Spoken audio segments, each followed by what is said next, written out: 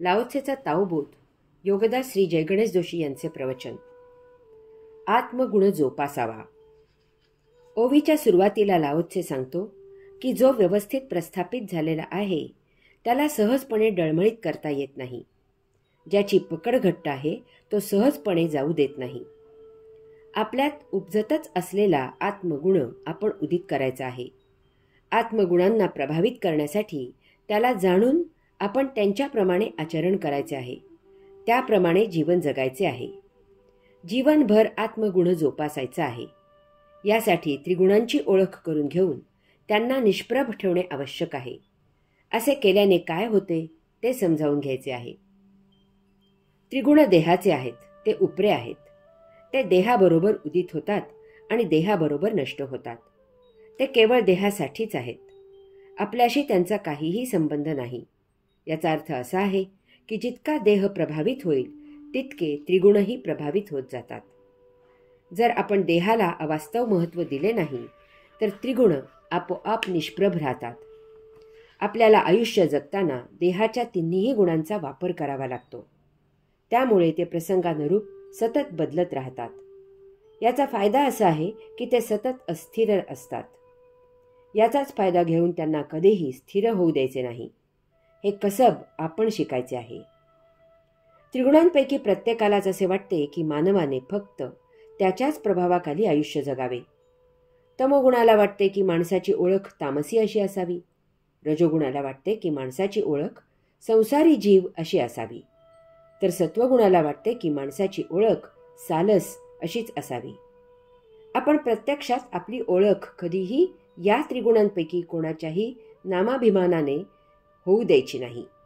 केवळ त्या त्या प्रसंगाला अनुसरून त्या प्रसंगापुरताच त्या त्या गुणाचा वापर करायला शिकायचे. त्यायोगे त्यांच्यापैकी कोणताही गुण कधीही स्थिर होत नाही. उदाहरणार्थ, काही वेळेला आपल्याला एखाद्या प्रसंगामुळे अति चीड येते आणि आपल्याला अर्वाच्य बोलावे असे मनात येते. परंतु तमोगुण स्थिर नसल्यामुळे ओठावर असलेले अर्वाच्य बाहेर येत नाही. आयुष्य जगताना अनेक संसारी आकर्षणे समोर येतात. परंतु रजोगुण स्थिर नसल्यामुळे आपण त्यात झोकून देत नाही. आपण नित्य जीवन जगत राहतो. अनेक वेळेला एखाद्या आध्यात्मिक कार्यक्रमाने प्रभावित होऊन किंवा एखाद्या योग्याच्या सहवासाने प्रभावित होऊन आपल्याला सात्विकतेचा उमाळा येतो. परंतु सत्वगुण स्थिर नसल्यामुळे आपण संसार सोडत नाही. यामुळे मन अति प्रभावित होत नाही. त्याच्यावर मर्यादा येते आणि तेही सदा निष्प्रभच राहते. या सर्वाचा एक फार चांगला उपयोग होतो की यामुळे देहादी इंद्रिये मनाच्या प्रभावाखाली येत नाहीत. आपण त्यांना आत्मेच्छेने आज्ञा केली तर ती त्यासाठी सहजच सहयोगी होतात. त्याप्रमाणे काम करतात. हळूहळू याची गोडी निर्माण होते आणि आत्मभाव सदा उदित अवस्थेत राहतो. आपले नित्य जीवन आत्मेच्छेने जगले जाते. गैरसमज टाळावेत. लाओ त्से सांगतो की जो व्यवस्थित प्रस्थापित झालेला आहे त्याला सहजपणे डळमळीत करता येत नाही. ज्याची पकड घट्ट आहे तो सहजपणे जाऊ देत नाही.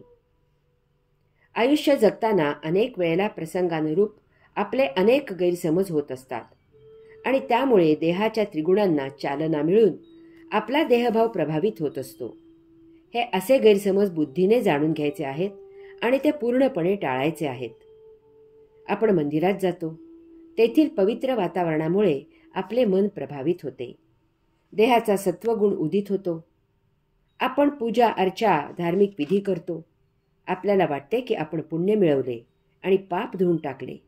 हा त्या वातावरणाचा तात्पुरता परिणाम असतो. आपला गैरसमज होतो की आपण मूर्तीवर 4 फळे फुले वाहिली आणि पवित्र झालो. गुरुजींनी मंत्र म्हटला आणि आपल्याला पुण्य लागले. वास्तवात आपण जसे असतो तसेच ठोंब्याच असतो. मंदिराबाहेर आल्यावर त्या पुण्याच्या भ्रामक परिणामामुळे आपले अयोगिक आचरण आणखी जोरात पुन्हा सुरू होते. कारण आता आपण निश्चिंत होतो की पाप झाले तरी ते धुण्यासाठी मंदिरात जाऊन पुण्य करायची सोय आहे. याचा आपल्या संचितासाठी काहीही उपयोग नसतो. आत आत्म्याला झाकळून असलेले संचित तसेच असते. सात्विकतेचा देहावर परिणाम होत असतो. तो अंतःकरणापर्यंत पोहोचत नाही. यामुळे कधीही आत्मेच्छा उदित होत नाही. तुम्ही हे असेच जर सुरू ठेवलेत तर फार फार तर तुम्ही समाजात सत्वगुणी म्हणून ओळखले जाल, इतकेच. यामुळे आपण सत्वगुण भेदून आत्मगुणापर्यंत पोहोचत नाही. आपल्यावर त्याचा सखोल परिणाम होत नाही. आपल्या संचिताला धक्काही लागत नाही. यामुळे आपले वर्तन सुधारत नाही. त्रिगुण प्रभावित राहतात. बाह्यविधी देहावर आरोपित झालेले असतात. संचित केवळ अंतःकरणामधून आत्मेच्छेने प्रभावित होऊनच नष्ट होते. त्यासाठी आत्मगुणानुसार जीवन जगावे लागते. काही वेळेला आपल्याला सज्जन म्हणून भूषण दिले जाते किंवा दुर्जन म्हणून दूषण दिले जाते. आपला देह अशा प्रकारे सज्जन किंवा दुर्जन म्हणून आरोपित केला जातो. याचा आपल्याशी काहीही संबंध नसतो. आपल्याला कोणीही कसला टिळा लावू शकत नाही किंवा आपल्याला कोणी डाग लावू शकत नाही. आपण आत पूर्ण शुद्ध आणि पूर्ण पवित्र जसे आहोत तसेच असतो. परंतु बाह्यशक्ती देहादी इंद्रियांना मर्यादा ओलांडायला मोहजाल पसरवतात. मन फशी पडते. सात्विकतेच्या बेगडी मुखवट्याखाली तमोगुणानुसार आयुष्य जगले जाते. संसार सुरू राहतो. देहोपभोग घेत आयुष्य जगले जाते. लाओत्से यासाठीच येथे सांगत आहे की आत्मगुण अबाधित आणि महाप्रभावी आहे. त्याची जर एकदा पकड समजावून घेतलीत तर ती इतकी घट्ट बसते की सुटता सुटत नाही. परंतु यासाठी भौतिक गैरसमज टाळावे लागतात. हरि ओम.